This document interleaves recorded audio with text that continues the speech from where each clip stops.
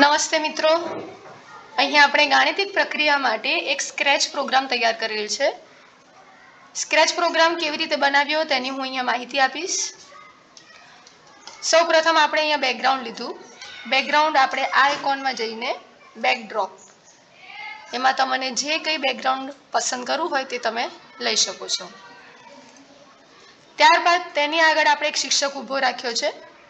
શિક્ષક ઊભો રાખવા માટે આપણને કયું કેરેક્ટર પસંદ છે, તો આપણે આમાંથી તમને જે શિક્ષક તરીકે વ્યક્તિ પસંદ હોય તે તમે લઈ શકો છો. હવે આપણે અહીંયા જોઈ રહ્યા છે કે જ્યારે હું ગેમ સ્ટાર્ટ કરીશ ત્યારે ગ્રીન ફ્લેગ દબાવું છું. એટલે પહેલું પૂછે છે એ કેમ છો મિત્રો, હું તમને સરળ ગણતરી કરીને આપીશ, મને પ્રથમ અંક આપો. હવે આ પ્રક્રિયા આપણે કેવી રીતે સ્ટાર્ટ કરી? ગ્રીન ફ્લેગ આપણે અહીંયાથી આપણે કમાન્ડ આપીએ છીએ. કમાન્ડ તમને અહીંયા કંટ્રોલ પેનલમાં જઈને આપવામાં હોય છે. ગ્રીન ફ્લેગ અહીંયાથી લઈશું. ત્યાર પછી વ્યક્તિ પૂછે છે કેમ છો મિત્રો. આ કમાન્ડ આપણને લુક્સમાં મળશે, જ્યાં તમને સે આવ્યું પહેલું જ ઓપ્શન છે. એની અંદર આપણે ગુજરાતી અંગ્રેજી જે ટાઈપ કરવું હોય તે કરી શકાય. એટલે પહેલું વાક્ય બોલે છે કેમ છો મિત્રો. ત્યારબાદ બોલે છે હું તમને સરળ ગણતરી કરીને આપીશ, અને એના પછી બોલે છે કે મને પ્રથમ અંક આપો.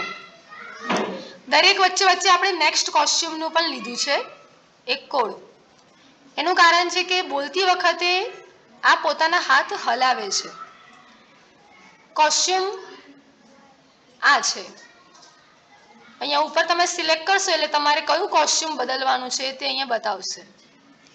જ્યારે પૂછે છે ત્યારે હાથ આગળ કરશે, જ્યારે નહીં પૂછે ત્યારે હાથ સીધા. એટલે એવું લાગશે કે આ વ્યક્તિ મૂવમેન્ટ કરી રહી છે. એટલે નેક્સ્ટ કોસ્ચ્યુમ વચ્ચે લીધો છે. હવે અહીંયા પૂછ્યા બાદ આપણે એક અંક ટાઈપ કરવાનું કહે છે કે મને પ્રથમ અંક આપો. અહીંયા આપણે ટાઈપ કરીશું 1 થી 100 ની અંદરથી કોઈ પણ સંખ્યા. 52.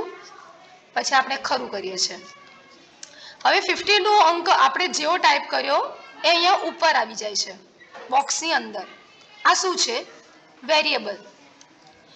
વેરિયેબલ આપણને બનાવવો પડે છે. પહેલા મેક વેરિયેબલમાં જઈશું.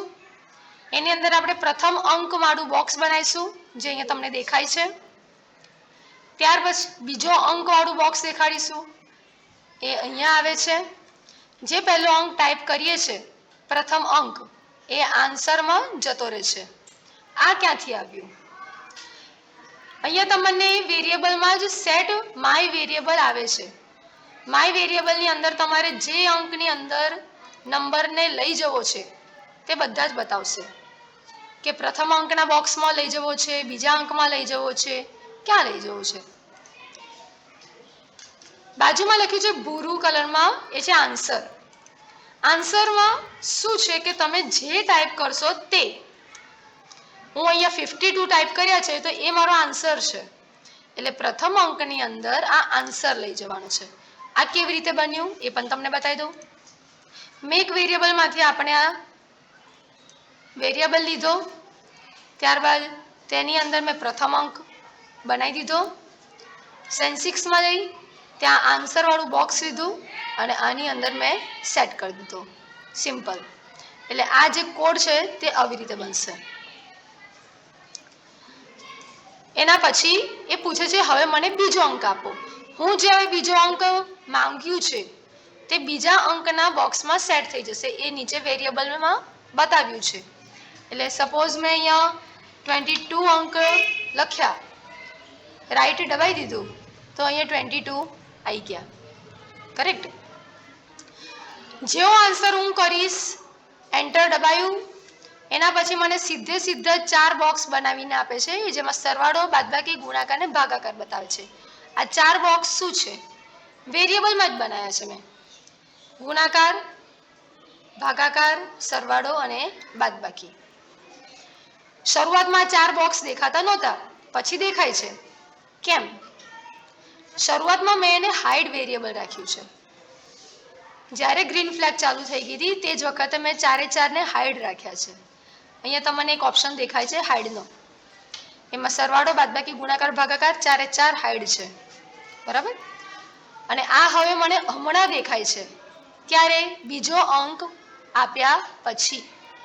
એટલે મેં સેટ સરવાળો, એના પછી પ્રથમ અંક બીજા અંકનો સરવાળો કર્યો અને પછી મેં કર્યું છે શો વેરિયેબલ, એટલે કે જે જવાબ હતો સરવાળાનો તે મને હવે દેખાવો જોઈએ. હવે આ સરવાળાની પ્રક્રિયા મેં કેવી રીતે કરી?